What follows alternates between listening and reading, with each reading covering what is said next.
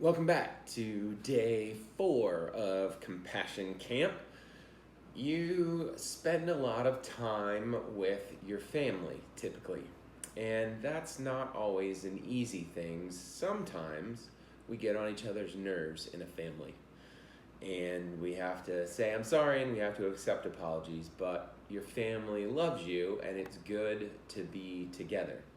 So I have a few questions for you, and you can pause after each one again if you want. I want you to answer with the first thing that comes to mind. Who is always there for Minnie Mouse? Who is always there for Iron Man? Who is always there for Harry Potter? Who is always there for people in danger?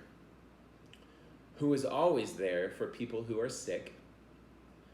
Who is always there for children? Who is always there for you? Those questions may seem fairly easy, but I'm wondering, what does always there even mean? What does it mean to be there for someone? And does it mean you're always next to them, you're always by their side? What does it mean to be there for the sick, or for the poor, or for your family? Or what does it mean to be there for yourself? Another way of saying this, I think, is being present with someone. If I want to be present with a friend, I wait, I listen, and I ask them how I can support them best. Today, we are focusing on being present with each other, and we'll take a few seconds of silence to be with one another.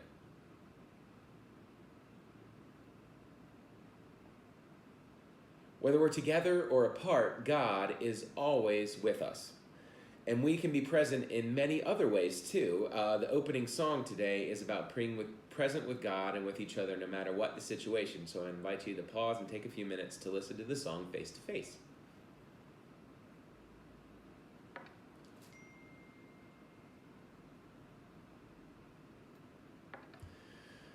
In the story today, in our Bible story, we'll encounter 3 women who figured out how to be present with each other in their hurt. As we prepare to learn more about being present with each other, let's begin with our prayer.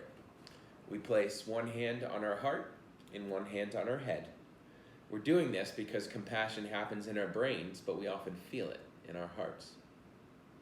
Loving God, you are active and alive, always moving and stirring within and around us.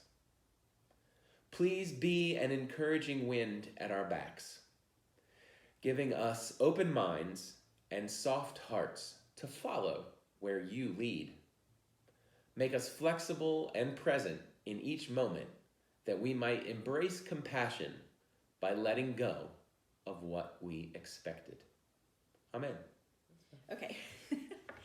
In Judah, there was once a man named Elimelech who worried about how his family would survive the famine. He took his wife, Naomi, and their 2 sons, Mahlon and Chilion, to the country of Moab. They settled there and made a life among the people. Soon their sons married 2 women named Orpah and Ruth. Sadly, Naomi's husband passed away, and then even her 2 sons died too. Naomi missed her family and wanted to go back home. So she began the long journey back to Judah. As was the custom for daughters by law, Orpah and Ruth followed her. But Naomi insisted they stay home in Moab. Go back to your family. May the Lord deal kindly with you as you have dealt with your husbands and me. Peace be with you. Then Naomi hugged them goodbye as they all cried together. But Orpah and Ruth were determined to follow her. Naomi tried to persuade them, I don't want you to ruin your chance at marriage and having your own family. If you stay with me, you will have nothing because I cannot give you anything. I've lost everything and my heart is so bitter. They all cried together once again.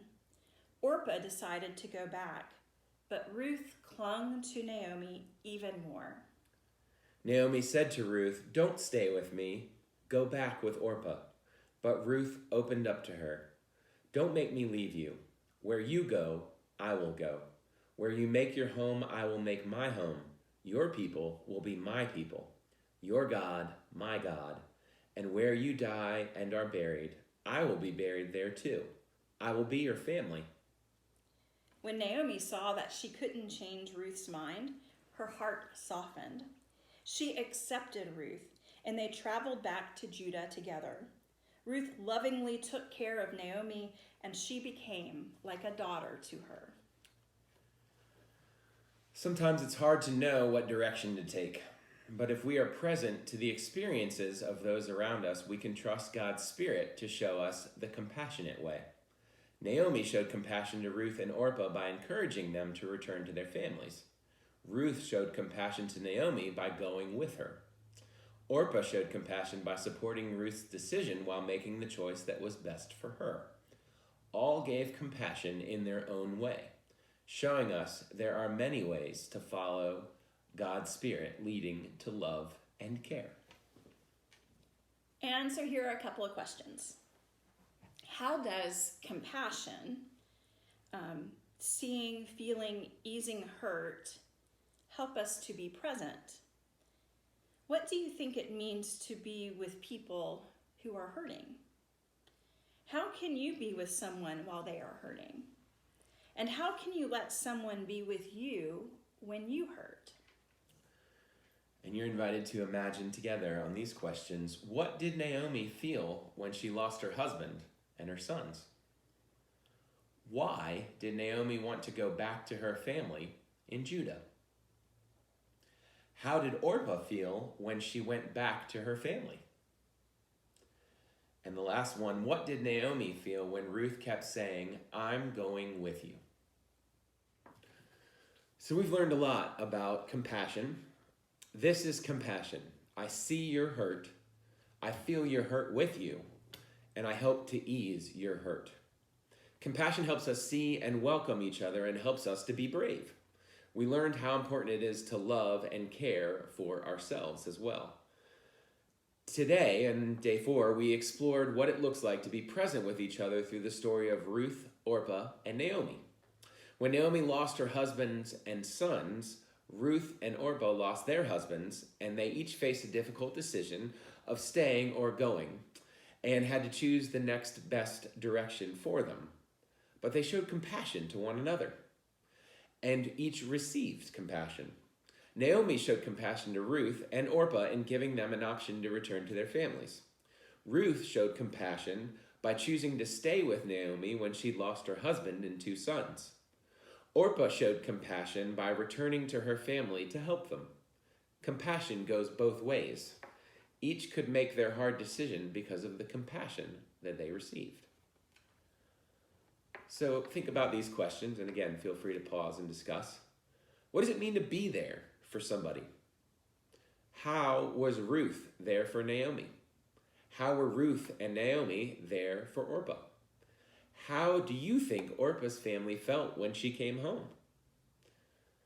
Have you been present with a friend or your grown-up or a sibling or a brother or sister or whatever before? Have you done that? Have you been present? How did you do that? We can be present with each other because we are filled by God's love, and God promises to be with us, always. And I invite you again to take a few moments to listen to the song Face to Face.